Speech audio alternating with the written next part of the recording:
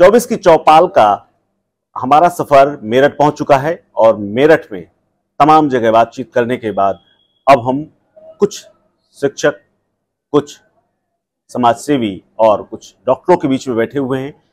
हर तबके की राय इस चुनाव में आनी जरूरी है और इसीलिए हम आज हमारे साथ में, मेरे बगल में मैं बात करूं तो नेहा वत्स कक्कड़ जी हैं, जो कि समाज सेवी हैं, एनजीओ संचालिका हैं। मेरठ, अगर मैं आपसे मीनू जी बात करूं, आप समाज में तमाम तरह के तबके के लोगों से मिलती हैं, तमाम अभियान आपके चलते हैं, तमाम जागरूकताएं आप फैलाती हैं। किस तरह का चेंज आप देखती हैं जिसकी ज़रूरत है मेरठ में, यहाँ के पॉलिसीज़ में, जिनकी आने वाली सरकार से आपकी उम्मीदें हैं कि वो ऐसा कुछ कर दें जो कि मेरठ की सोसाइटी के लिए कुछ ऐसा हो जाए जिससे एक परिवर्तन दिखने लगे? आपके हिसाब से क्या लगता है, ऐसा क्या दिखना चाहिए? सबसे पहले तो मैं दो बातों पर आपका ध्यान केंद्रित करना चाहूँगी कि मेरठ में अगर मैं विकास की बात करूँ तो वो एक अच्छे दर्जे का विकास हुआ है। सबसे पहले अगर मैं एक्सप्रेसवे की बात करूँ, जहाँ हमें 3 से 4 घंटे लग जाते थे मेरठ से दिल्ली पहुंचने में, वहां अब हम 1 घंटा 45 मिनट में दिल्ली को छू लेते हैं और अपना काम करके वापस भी आ जाते हैं। तो ये एक हमारे लिए सुविधा है। फिर अगर मैं अब रैपिड की बात करूं तो बिल्कुल दूरी भी कम होगी और समय भी कम लगेगा। उसके साथ साथ अगर मैं महिला सुरक्षा पर बात करूं तो 2010 से पहले हम, या 2014 से पहले हम सभी जानते हैं स्थिति क्या थी, बहुत ही ख़राब स्थिति थी। लेकिन अब अगर मैं बात करूं तो चेंजेस हम सभी के सामने हैं। महिलाएं खुद को सुरक्षित महसूस कर रही हैं और ये तो मैं शहरी क्षेत्र की बात तो कर ही नहीं रही है, मैं ग्रामीण क्षेत्र की बात आपको बता रही हूँ। गांव में भी महिलाएं बढ़ चढ़कर अपनी भागीदारी बाकी कामों में सुनिश्चित कर रही हैं। विद्युत दीदी के नाम से मतलब काम कर रही हैं, विद्युत सखी के नाम से काम कर रही हैं और भी बहुत तरीके से घर के बाहर आकर के वो काम करना पसंद कर रही हैं, क्योंकि वो अब खुद को सुरक्षित मानती हैं। नेहा जी, एक चीज़ ये बताइए कि सोशल चेंज की बात करें, महिलाओं के लिए या एजुकेशन के लिए, सारी चीज़ों पर बात हुई, क्या सोसाइटी में कुछ ऐसा चेंज आया है, आपको लग रहा है, या कुछ ऐसी अभी चेंज की ज़रूरत है?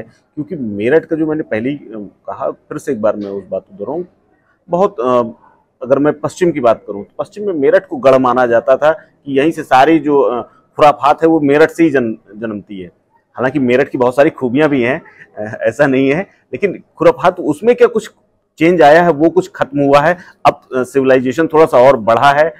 आपने अपने सवाल में ही जवाब दे दिया। आपने कहा था, ऐसी खबर आती थी, हाँ, तो आपको जवाब मिल गया। लेकिन मैं इस पर नहीं, बिल्कुल मैं आपको एक बात कहना चाहूँगी कि पब्लिक पार्टिसिपेशन इस कदर बढ़ा है 2014 के बाद कि आप ये मान लीजिए कि कोई भी कार्यक्रम होता है, आयोजन होता है, या किसी किस्म की सामाजिक आपसे उम्मीद की जाती है, तो लोग बढ़ चढ़कर अपनी भागीदारी सुनिश्चित करते हैं।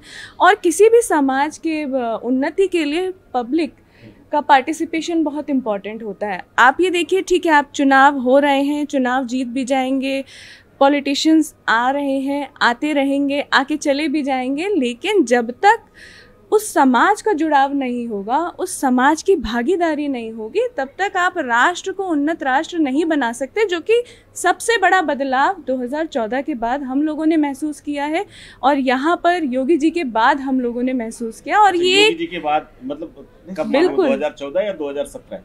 2017 और 2014 से देखिए, जैसे जैसे आप स्वच्छता अभियान ही ले लीजिए, एक एक व्यक्ति, महात्मा गांधी जी के बाद एक एक व्यक्ति नरेंद्र मोदी जी के उस प्रक्रम से जुड़ा ही नहीं, बढ़ चढ़कर अपनी भागीदारी सुनिश्चित की, जिसका उदाहरण हमें इंदौर के रूप में मिला। और हम प्रयास कर रहे हैं कि मेरठ में भी हमें ऐसा ही देखने को मिले, एक क्लीनेस्ट सिटी मेरठ जानी जाए, क्लीनेस्ट सिटी के रूप में। तो पब्लिक पार्टिसिपेशन, एक सामाजिक जो आप बदलाव की बात कर रहे हैं, वो हमें देखने को मिल रहा है और लोग अब अच्छे प्रक्रम से जुड़ना चाहते हैं, बात करना चाहते हैं, पूछना चाहते हैं और अपने सुझाव भी देना चाहते हैं, क्योंकि सामने वाले मंच से लोगों की भागीदारी के लिए कहा जा रहा है, लोगों के सुझाव मांगे जा रहे हैं। तो सामाजिक दृष्टि से ये एक बहुत ही अच्छा आप देख सकते हैं बदलाव। प्राइमरी स्कूल हैं, वहाँ की स्थिति अभी भी बिल्कुल भी दयनीय है। 50 चीजें मैम ने बताई कि बहुत सारी चीजें हो रही, लेकिन जो प्राइमरी एजुकेशन है ना, हमारी जो बेसिक शिक्षा, वो अभी भी अगर दलिया तक ही सीमित है, दलिया से ऊपर नहीं बढ़ पाई है।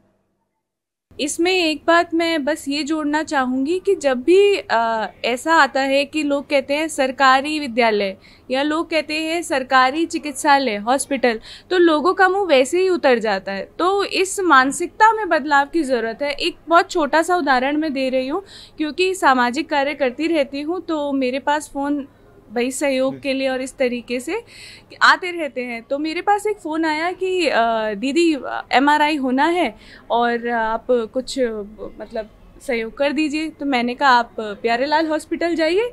तो कहने लगे वो तो सरकारी है। फिर मैंने कहा मतलब सरकारी है मतलब? तो कहते नहीं, वहाँ तो बहुत ऐसा होगा वैसा होगा, एग्जैक्टली मतलब ये जो माइंडसेट है, ये जो मानसिकता बन गई है, इसको हमें बदलना होगा। मैंने कहा नहीं नहीं, ऐसा कुछ नहीं है, आप वहाँ जाइए, 1 रुपए की पर्ची कटेगी, वो पर्ची कटाइए, अपना आधार कार्ड लेके जाइएगा, सब होगा, सब आराम से होगा, जल्दी होगा।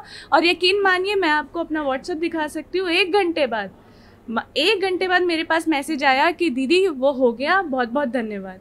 तो ये बस हमें ये है कि वो जैसे पहले मूवीज़ में बन गया ना, मूवीज़ में दिखाया सरकारी हॉस्पिटल है तो वो टूटा फूटा होगा, सरकारी स्कूल है तो वो ऐसा टूटा फूटा होगा। हमें इस मानसिकता को भी बदलने की ज़रूरत है।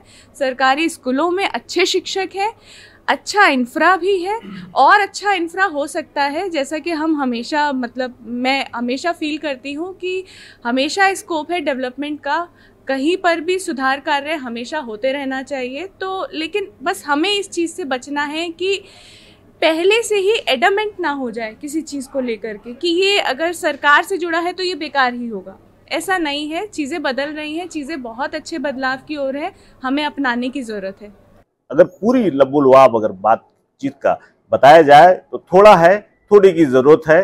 हाँ, कुछ अपनी अपनी बातें भी हैं, कुछ सुझाव भी हैं, और मैम ने तो ये भी कह दिया कि जो राशन है, हालांकि चुनावी मुद्दा है, और राशन एक बहुत बड़ा फैक्टर भी है मोदी जी की ख्याति के लिए, और हर घर में हर महीने पहुंच करके एक बार अलार्म बजाने के लिए भी। फिलहाल मेरठ से कुलदीप द्विवेदी, वन इंडिया हिंदी।